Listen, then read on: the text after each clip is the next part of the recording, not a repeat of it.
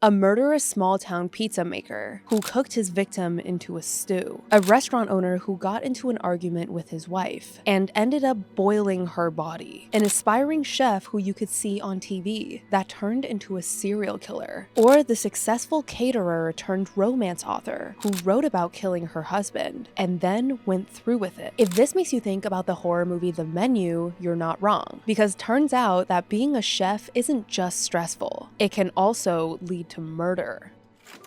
Welcome to Twisted Tales, a Crime House original. I'm Heidi Wong. Every week, I'll take you deep into the true stories behind horror's biggest legends. From vengeful ghosts to bloody slashers to alien encounters and more, these real-life accounts are guaranteed to keep you up at night. But scary stories aren't any fun if you're telling them alone. If you've ever had a haunted moment or a twisted tale of your own, I want to hear about it. Drop it in the comments, the creepier the better.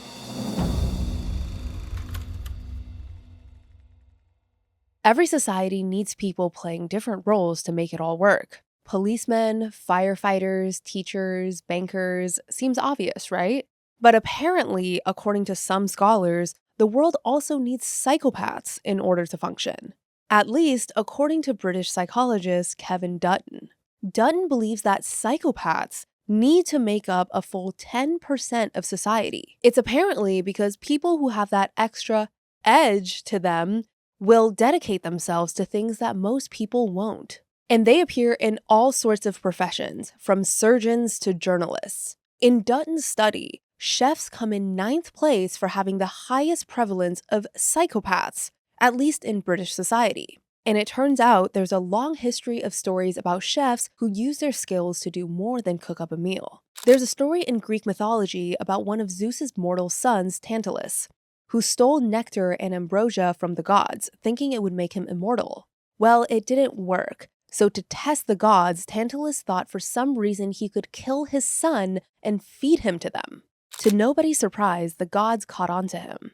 As punishment, Tantalus was doomed to spend eternity standing in water, surrounded by fruit. But anytime he tried to eat or drink, it pulled away from him. A couple thousand years later, William Shakespeare took his own spin on the topic of dangerous cooking with his play Titus Andronicus, which is about a Roman general who kills and cooks 2 men into pies after they assault and mutilate his daughter. But he's also not that great because then he kills Lavinia. And literally in that act, which is Act 5, the last act, he snaps Lavinia's neck, he kills her because he said that he wanted his shame for having a daughter who was assaulted to die. He literally says Lavinia and with your shame die with thee, something like that. So he thought that he was clearing his family's name by murdering her. So yeah, he got revenge for her and, baked Chiron and Demetrius into pies and also killed Tamara. So yippee, I guess he got his revenge.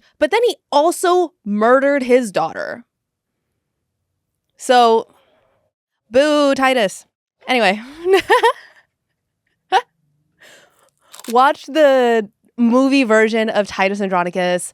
Also, My Supreme, Our Supreme, if you tuned into the Coven episode. Jessica Lange plays Tamara. So, you guys have to watch it. That's my recommendation for this episode, is the movie version of Titus Andronicus. And Anthony Hopkins is Titus. Period. It's good. And this theme has continued into modern times, from Game of Thrones to South Park. And in recent years, maybe the most famous instance of a chef-turned-killer is 2022's The Menu. In The Menu, Chef Julian, played by Ralph Fiennes, invites his guests to enjoy a meticulously planned, brilliantly unraveling culinary horror show. It's giving Yes Chef, for sure. Among the diners are a once famous movie star, Tech Bros, an absurdly wealthy couple, and of course, Margot, played by Anya Taylor-Joy. The meal begins with elaborate small bites that are more art than food. But as the night goes on, things take a dark turn.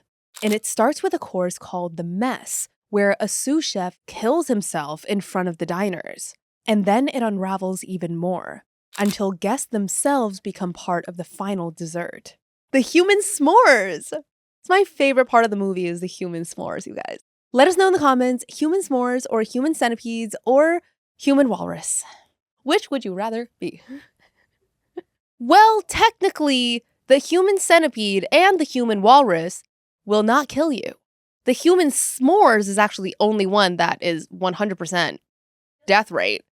Because you gotta light them up, you know? The other ones, you're just stuck. Forever. Our eyes and ears throughout the movie is Margot. Out of everyone, only she really sees the insanity of the entire night.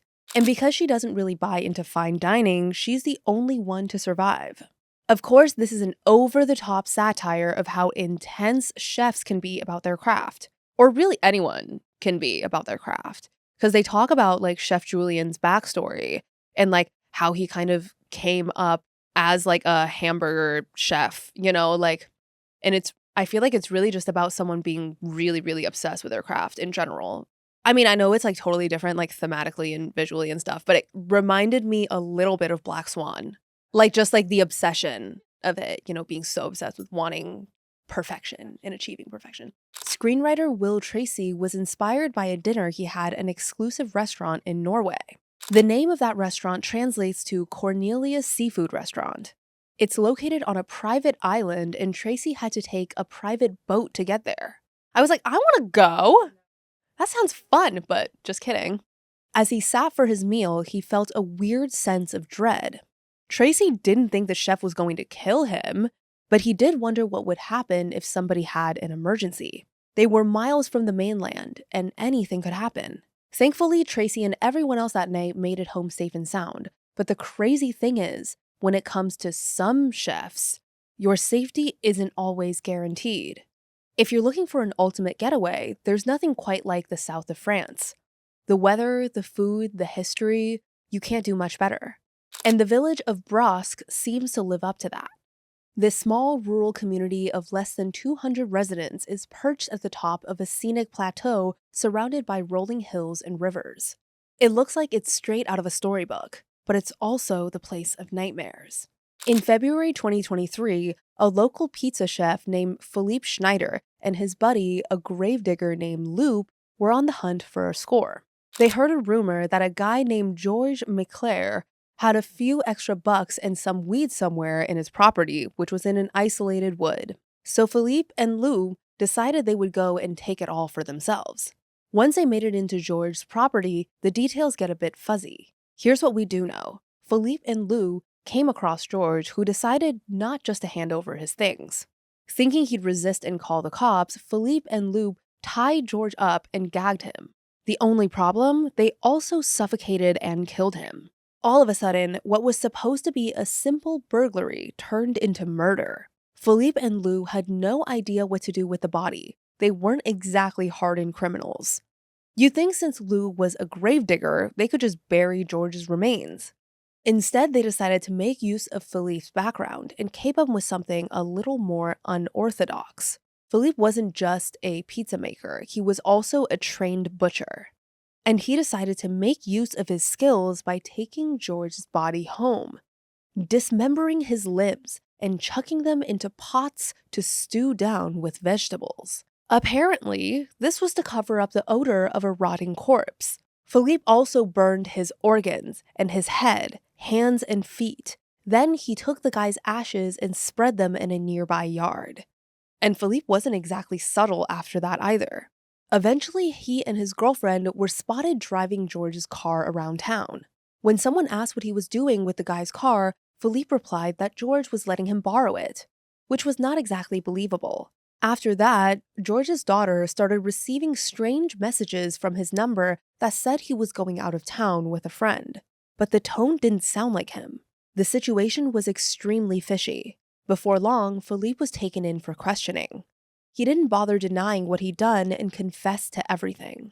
Philippe was charged with kidnapping leading to death, concealment of a corpse, and endangering the integrity of a corpse. His accomplice Lou was charged with being complicit as well. When Philippe finally decided to speak to the press, he said the following, quote, "I have no words to express my guilt and my many regrets, but I understand the anger and disgust I can evoke." That's crazy. "I offer my sincerest apologies to the family. This is an act of madness that should never have happened." I plead guilty to all the charges against me. The phrase "an act of madness" sticks out to me, given the correlation that we just talked about between chefs and psychopaths. Even so, he's not the only chef to cook their victim. David Viens oversaw Time Contemporary Cafe in Lomita, which is just over 20 miles from downtown Los Angeles. One night in 2011, David and his wife Dawn decided to take a break from fine dining and go out to a reliable classic, California Pizza Kitchen. After their dinner together, it's reported that David bailed to go shoot some pool with his buds. By all accounts, it was a tame evening, until things went south. According to his testimony, David headed home after he was done playing pool. But the night wasn't over. When he got home, he and Dawn did some cocaine together. He says they began to fight after that, and while he didn't give many details, he did say that he suspected Dawn was stealing money from him. And also she was pestering him a lot that night. Who knows if he was telling the truth, but what we do know is this. David duct tapes Dawn's mouth shut, then bound her hands and feet. But the next morning when he woke up, he freaked out. Why? According to him, Dawn was, quote, hard. And these are his words. It's clear that whatever happened that night, Dawn Viens died because of David. And like in our last story, he decided to use his culinary skills to get rid of the evidence. He took Dawn's body, stuffed it face first into a 55-gallon drum of water, and boiled it over the course of 4 days. Afterwards, he took what remained of her and mixed it with waste from his restaurant. Then he stuffed it all into garbage bags and threw everything into the dumpster. Just like that. And he did keep one thing, her skull, and allegedly he put it in his mom's attic. But he couldn't keep quiet about what he'd done. This is like Ed Gein level deranged, you guys. This is actually crazy. Note, this is not all chefs, okay? Just because you're good at cooking does not mean that you're going to do a bunch of drugs and then tie up your wife and then chop her into bits and then cook her. This is definitely an extreme. David, what the hell? I'm like covering her eyes. David eventually confessed to his daughter, as well as a woman he dated, after he killed Dawn. Can you imagine the guy that you're seeing be like, you know what happened to my ex-wife? Yeah, I boiled her for 4 days. Do you want to go out? Do you want to go to dinner, like a second date? My ex-wife, she's in a pot right now. Yeah, but like I'll make you dinner with the same pot. I'm a really good chef. When David learned that investigators were on his tail, he threw himself off an 80-foot cliff, hoping the fall would kill him. It didn't. David recounted the ordeal in court from a wheelchair. He was sentenced to 15 years to life in prison.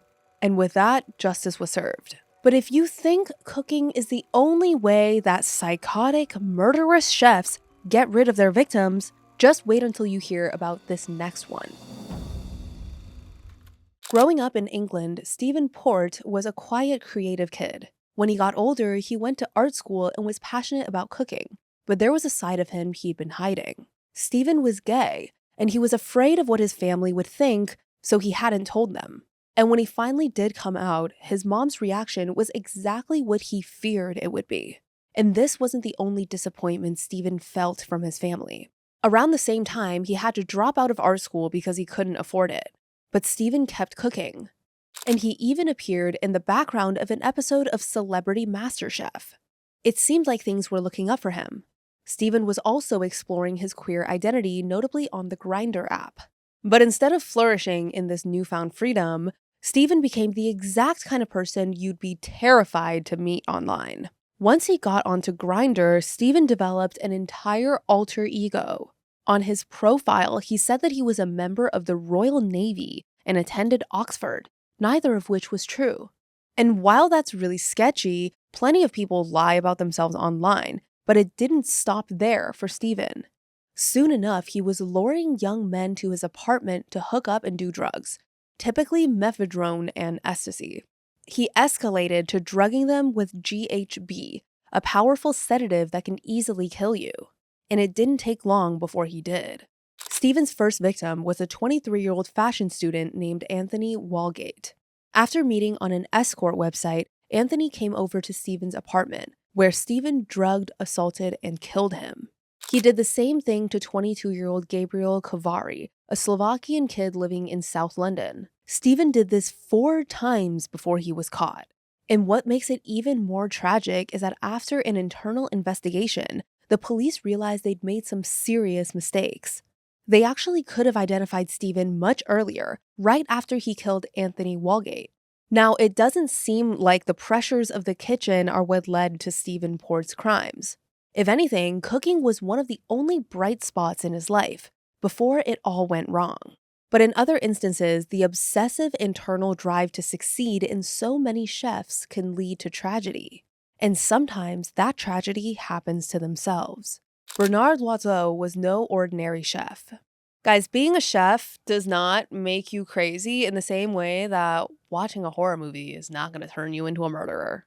He was a badass in the French dining scene. His restaurant received the incredible honor of 3 Michelin stars in 1991, when Bernard was only 40 years old.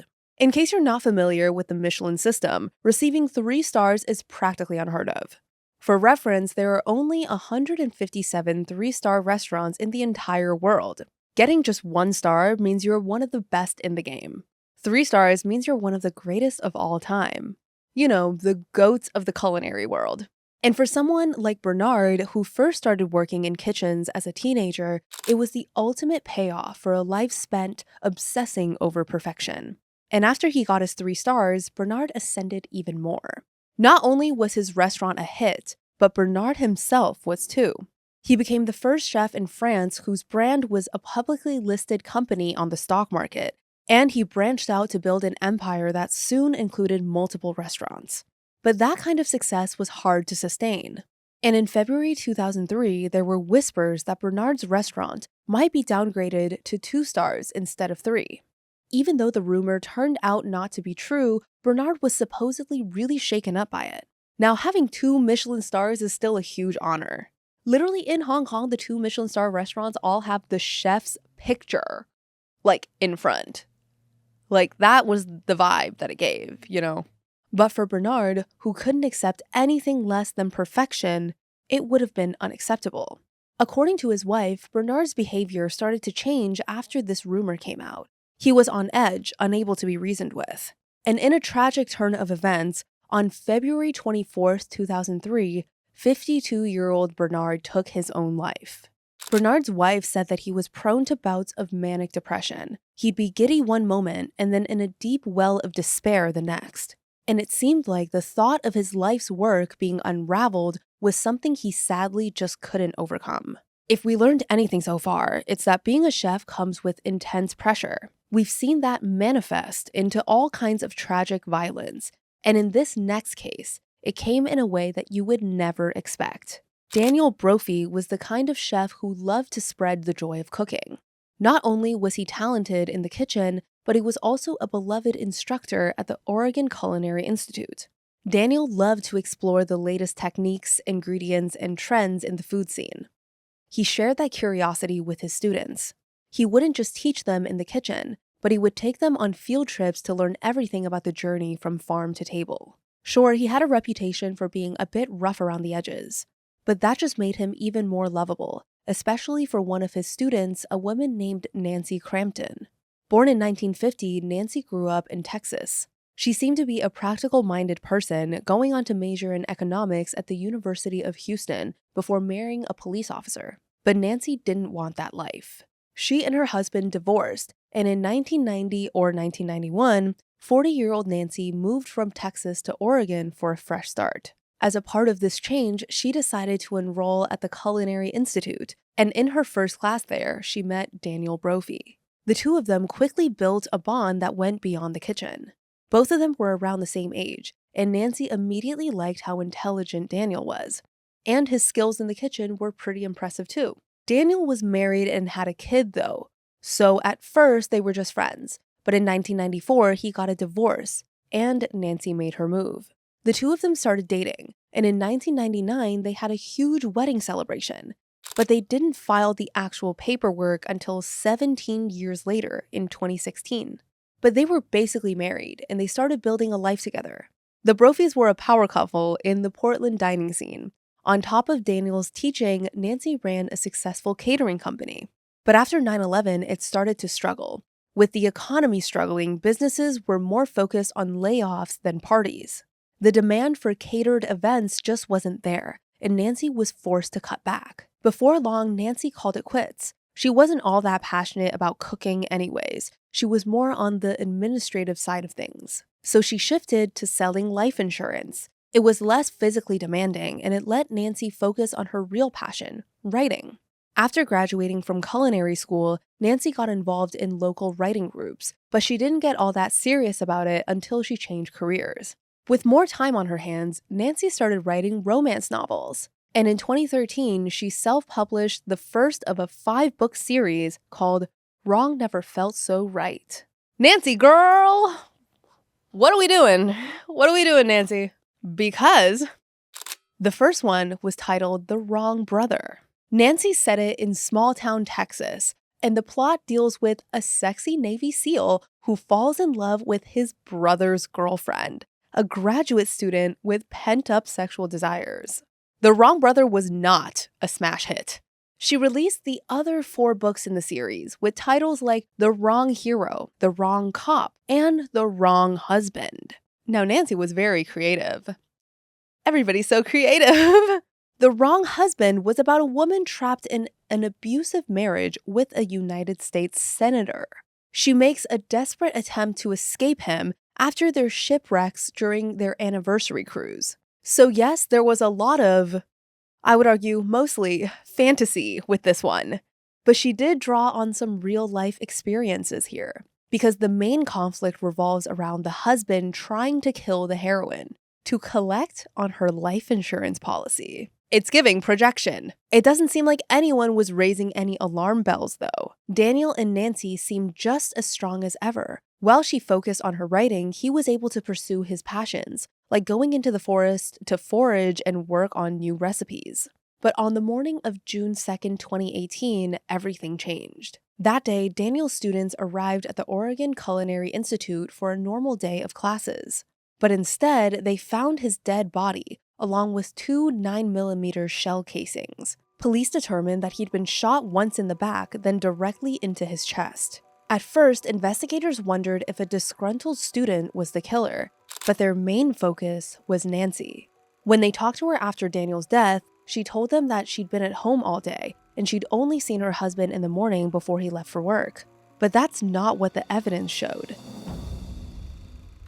The police found surveillance footage from businesses around the Culinary Institute that showed Nancy driving around the neighborhood about an hour before the shooting, and then leaving just a few minutes after they believed Dan was killed. The pieces fell into place from there. As investigators looked more into Nancy, they found out she bought a ghost gun kit online, which would let her assemble a weapon that couldn't be traced. Allegedly. But assembling a ghost gun is complicated, and it seems like Nancy decided to go another route, because the police also found that she bought a 9mm Glock pistol at a gun show in February of 2018, just a few months before Daniel was murdered. Then she bought an extra barrel and slide for it, which would make the gun untraceable. So yeah, things weren't looking good for Nancy, and they only got worse when investigators found an incriminating blog post. No way! Now, what is even more sketchy than working for life insurance and then buying a whole bunch of guns and planning to kill your husband? Nancy had written it back in 2011, 7 years before Daniel's murder. It was titled, How to Murder Your Husband. Yes, really. Girl, that is called foreshadowing. In the post, Nancy wrote that she spent a lot of time thinking about murder, but only because she was a romantic suspense writer. It went through the different reasons you might want to kill your husband, including finances. Now, in Nancy's blog post, she did say that she wouldn't ever murder someone herself, since she didn't like jumpsuits and orange wasn't her color. But it just so happened that in late 2017, a few months before Nancy bought her ghost gun, Daniel had to take $35,000 out of their retirement account to cover his and Nancy's credit card debt. Apparently, their finances were not in good shape. Things were so bad they were planning to sell their house to pay off more debts. And then investigators learned that Nancy was going to receive $800,000 from Daniel's life insurance policy. But before she could get the money, Nancy was arrested 3 months after Daniel's murder. She went on trial a few years later in April 2022. Although prosecutors weren't able to use Nancy's blog post as evidence, they had plenty more against her. Nancy decided to testify in her own defense. She denied killing her husband and said she bought the ghost gun to research for a novel. As for what happened the day of Daniel's murder, Nancy said she couldn't remember. She had no idea why she was driving around the Culinary Institute that morning, that maybe she had gone to Starbucks and just gotten lost in her thoughts. The jury didn't buy it. After only 8 hours of deliberation, they found her guilty of second-degree murder. Nancy was sentenced to life in prison and wouldn't be eligible for parole for 25 years when she's 91, which gives her plenty of time to get used to wearing orange. If there's anything to take away from today's stories, it's that maybe the menu isn't as far-fetched as you might think. Of course, not everyone, in fact most people, who work in the food industry will never turn into a murderer. But working in a kitchen does come with a lot of real pressure. That's not to say you should be afraid to make your next dinner reservation, but make sure you think twice before you head to a restaurant on a private island. A private island that you can't leave if things go wrong is the main point, I think. Sure, you might miss out on the meal of your life, but at least you won't become the dessert.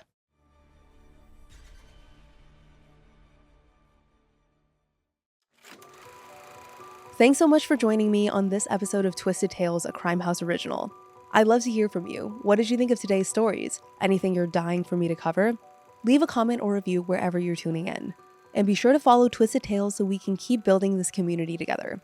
I'll be back next week with another unbelievable true story. Until then, stay curious. And remember, there's no reason to fear the dark unless you try to hide from it.